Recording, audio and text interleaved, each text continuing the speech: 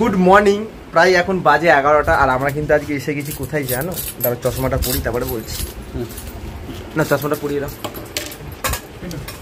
চশমাটা পরিয়ে দিচ্ছে এখন, ঠিক আছে? তো চশমাটা পরলাম আর এই যে আমাকে যে চশমা পরালো একদম আমাদের সিঙ্গার দাদা, এই দেখে সবার মুখগুলো চিনে না, ঠিক আছে? তো আজকে যেখানে এসেছি আমাদের প্রভুর বাড়িতে, মানে আমাদের পিতা আবির সাউ, যার নাম হচ্ছে মেন ভালো নাম আবির সাউ।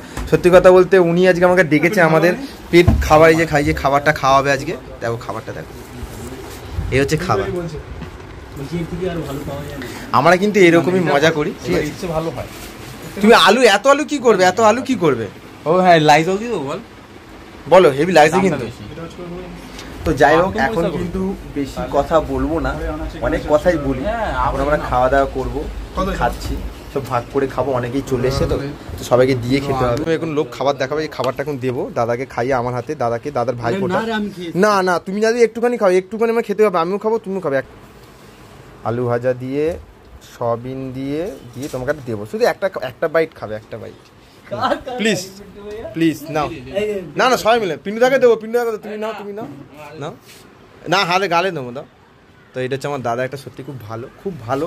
আর আমরাও খাবো, আমিও এখন খাবো। এই যে দেখো, এইটাই তো মজা, খাওয়া দাওয়ার মজাটা এইটাই।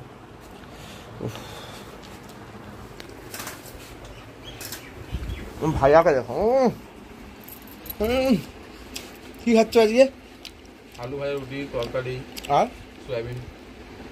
আর কেন খাচ্ছে দেখো, এই যে মজা।